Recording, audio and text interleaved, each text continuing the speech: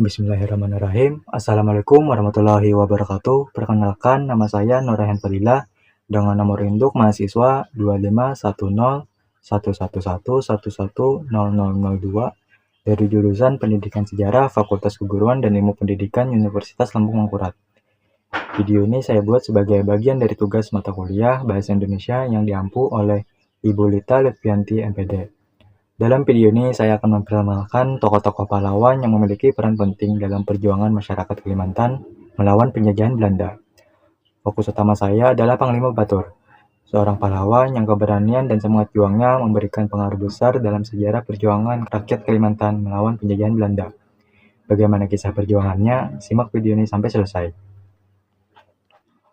Panglima Batur lahir dengan nama Batur bin Baruy di Buntu Kecil sekitar 40 km dari Muara Teweh pada tahun 1852. Ia berasal dari keluarga Dayak Bekumpa yang menganut agama Islam. Ayahnya, Baruy, juga merupakan seorang panglima dan tokoh masyarakat di masa perlawanan Temenggung Suropati. Panglima Batur dikenal sebagai sosok yang sangat dihormati dalam komunitasnya. Gelar panglima bukan hanya sebuah gelar kehormatan, tetapi juga merupakan tanggung jawab yang besar, di mana panglima memimpin pasukan dalam pertempuran dan menjaga keamanan komunitas. Pada tahun 1887, Panglima Batur menikahi Samayap binti Kimat, yang juga dikenal dengan nama samaran Idas. Saat itu, Panglima Batur berusia 35 tahun, sementara Samayap berusia 30 tahun. Dari pernikahan ini, mereka dikaruniai seorang putra bernama Mas Rantues, yang lahir pada tahun 1889 di Lanjas, Muara Teweh, Barito Utara. Panglima Batur dikenal karena perjuangannya yang gigih melawan penjajahan Belanda dalam Perang Barito, yang merupakan kelanjutan dari Perang Banjar. Perang ini menjadi bagian penting dari perlawanan besar masyarakat Kalimantan terhadap Belanda pada akhir abad ke-19 dan awal abad ke-20. Serangkaian perlawanan yang dilakukan Panglima Batur dimulai setelah ia bertemu dengan Gusti Muhammad Seman di awal tahun 1904. Seperti yang kita tahu, Gusti Muhammad Seman adalah putra dari Pangeran Antasari dan Nyai Fatimah. Dengan tekad yang membara, Gusti Muhammad Seman melanjutkan perjuangan ayahnya, membuktikan bahwa nilai-nilai keberanian dan semangat kemerdekaan telah diwariskan dalam keluarganya. Berbagai suku Dayak dapat disatukan oleh Sultan Muhammad Seman, seperti suku Dayak Dusun, Ngaju, Kayan, Siang, Bakumpai, Banjarhulu, dan lain-lain. Baik yang beragama Islam atau yang masih memegang kepercayaan Keharingan. Panglima Batur ikut bersama Sultan mengorganisasi beberapa suku Dayak ini, sehingga Panglima Batur dapat berkenalan dengan tokoh-tokoh pejuang dari suku Dayak lainnya. Mereka berperan penting dalam membangun dan mempertahankan benteng yang dikenal dengan nama Tanah Pegustian itu. Pegustian atau Dewan Pertahanan adalah benteng yang didirikan oleh Temenggung Suropati pada tahun 1865, yaitu 3 tahun setelah Pangeran Antasari meninggal karena sakit. Pegustian ini terletak di Gunung Bondang di udik Sungai Lawung, Puruk Cahu. Pertahanan yang kedua terletak di Sungai Manawing, yaitu Kampung Bomban, Dusun Kalangbarah di udik Baras Kuning, Barito Utara.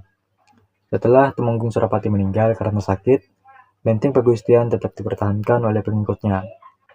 Benteng di Sungai Manawing adalah benteng terakhir yang dipertahankan oleh Sultan Muhammad Seman. Di bulan Maret 1904, Panglima Batur melancarkan sebuah serangan ke daerah yang disebut Kasintu dan berhasil diduduki setelah melakukan pengepungan selama 1 hari. Selanjutnya, sang Panglima melanjutkan perjalanannya ke Jaan, tempat yang dulu pernah menjadi basis perlawanan Gusti Muhammad Seman yang direbut oleh pemerintah kolonial di tahun 1886. Panglima Batur juga berhasil merebut dan menghancurkan benteng Kolasirat yang dipimpin oleh Demang Silvanus, kaki tangan pemerintah kolonial Belanda. Masih di tahun yang sama, Panglima Batur dan Gusti Muhammad Seman melakukan satu usaha perlawanan yang besar, yaitu menyerang benteng Muara Teweh. Benteng pemerintah kolonial yang cukup kuat, dipersenjatai dengan meriam dan senjata modern lainnya. Selain benteng Muara Teweh, Panglima Batur juga menyerang benteng Rakit di Barito Utara. Karena pengabdian dan kemampuan luar biasanya, Panglima Batur diangkat menjadi tangan kanan Gusti Muhammad Seman, seperti halnya Temenggung Suropati yang menjadi tangan kanan Pangeran Antasari. Panglima Batur membuktikan pengabdiannya melalui keberhasilannya dalam berbagai pertempuran besar melawan Belanda, yang semakin mengukuhkan posisinya sebagai pemimpin dalam perlawanan di Barito. Namun, saat Panglima Batur menerima perintah untuk pergi ke Kesultanan Pasir guna mendapatkan persetujuan Mesio, Benteng Baris Kuning diserang oleh pasukan Belanda pada 24 Januari 1905. Serangan ini dipimpin oleh Letnan Hans Christoffel, seorang perwira Belanda yang berpengalaman dalam Perang Aceh, bersama pasukan bersalsunya yang terkenal ganas. Dalam pertempuran yang tidak seimbang itu, pasukan kesultanan tidak mampu bertahan. Sultan Mahmud Seman tertembak dan dia pun gugur sebagai kusuma bangsa. Kejatuhan Benteng Baris Kuning menandai berakhirnya perlawanan Kerajaan Banjar di daerah pedalaman Barito. Tertegun dan dengan rasa sedih yang mendalam saat kembali ke Benteng Baris Kuning yang telah musnah dan mendapati bahwa pimpinannya Sultan Mahmud Seman telah gugur, Panglima Batur kemudian kembali ke kampung halamannya. Sementara Sultan Mahmud Seman dimakamkan di puncak Gunung Sultan di Puruk Cahu. Kini Panglima Batur menjadi satu-satunya pemimpin perjuangan yang masih bertahan. Ia terkenal sangat teguh dengan pendiriannya dan sangat patuh pada sumpah yang telah diucapkannya. Pasca kematian Gusti Mahmud Seman, beberapa pasukan perlawanan mulai goyah. Mereka mulai menarik diri dari pertempuran, lain halnya dengan sang panglima yang terus melakukan penyerangan dan perlawanan meski dalam skala yang lebih kecil dari sebelumnya. Untuk itu, pemerintah kolonial Belanda tidak tinggal diam dengan apa yang dilakukan oleh Panglima Batur. Operasi militer tetap dilakukan, tetapi karena medan yang cukup sulit dan keadaan alam yang belum dikuasai sepenuhnya, pemerintah kolonial Belanda kerap kali gagal untuk menangkap Panglima Batur.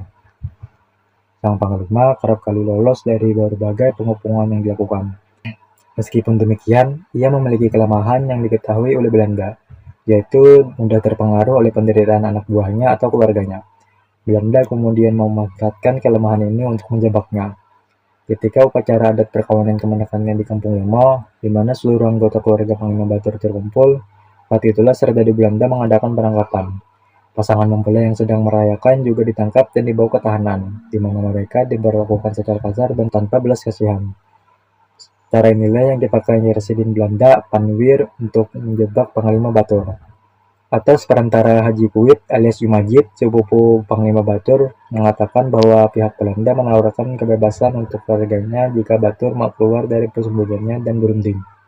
Sebaliknya, jika Panglima tetap menolak, para tahanan tersebut akan menghadapi ancaman yang lebih serius. Panglima Batur, sosok yang sangat mencintai keluarganya, akhirnya merasa tak punya pilihan lain dan menyerah. Diiringi warga sekampungnya, Panglima Batur berangkat ke Muara Tewe dengan harapan dapat berunding dengan asisten Presiden Muara Tewe agar mendapat solusi damai untuk kedua belah pihak. Namun, sesampainya di sana, bukan perundingan yang didapat, melainkan sebuah tipu muslihat dari Belanda. Pada 19 Mei 1905, Panglima Batur ditangkap oleh Belanda yang dipimpin oleh Letnan Hans Christoffel dan Letnan Pihat Spink, komandan benteng Muara Tewe. Setelah ditangkap, Panglima Batur dipenjarakan selama 2 minggu di penjara Muara Tewe. Selama masa penahanan, ia dijaga ketat oleh pasukan Belanda, sebelum akhirnya dipindahkan ke Banjarmasin dengan kapal untuk menjalani proses hukum yang lebih lanjut. Di Banjarmasin, ia diarak keliling kota untuk menunjukkan kekuasaan Belanda kepada rakyat. Belanda mengumumkan kepada publik bahwa Panglima Batur adalah pemberontak yang keras kepala. Setelah lebih dari 1 tahun, Panglima Batur ditahan di Banjarmasin dari Mei 1905 sampai Juni 1906. Lanrot Marabahan, Pengadilan Tinggi Belanda di Surabaya, dan Mahkamah Konstitusi Belanda di Batavia menetapkan bahwa Panglima Batur bersalah atas tuduhan melakukan makar, membunuh dan mencederai tentara Belanda, merampas perlengkapan perang pemerintah kolonial, serta menyebabkan gangguan keamanan di Barito Tengah. Berdasarkan tuduhan tersebut, Pengadilan Belanda atas nama Sri Baginda Ratu Wilhelmina dari Belanda memutuskan memperkuat keputusan Pengadilan Tinggi Surabaya bahwa Panglima Batur dihukum mati dengan cara digantung. Sebelum dieksekusi, Panglima Batur diberi kesempatan untuk menemui Mufti Masjid Banjarmasin, Jamaluddin Taluk, guna menenangkan hatinya dan memperteguh keikhlasannya dalam menerima takdirnya. Pada 30 Mei 1906, pukul 7 pagi di halaman penjara Banjarmasin, Panglima Batur akhirnya dihadapkan pada tiang gantung. Banyak warga telah berada di depan penjara pagi hari itu, tetapi mereka tidak diperkenankan masuk untuk menyaksikan proses eksekusi. Dalam permintaan terakhirnya, Panglima Batur meminta agar dapat mengucapkan 2 kalimat syahadat sebagai bentuk pengakuan atas imannya. Sebagai bagian dari permintaan terakhirnya, pemerintah kolonial Belanda juga mengizinkan istri dan anaknya untuk hadir dan menyaksikan eksekusi tersebut. Sebuah kesempatan yang memberi Panglima Batur momen terakhir untuk berada bersama keluarga tercintanya. Jenazah Panglima Batur dimakamkan di Kampung Pemalang, Teluk Masjid, yang kini dikenal sebagai daerah Antasan Kecil Timur, tepatnya di belakang Masjid Jami. Namun pada 21 April 1958, jenazahnya dipindahkan ke Kompleks Makam Pangeran Antasari sebagai penghormatan terakhir atas perjuangan dan pengorbanannya.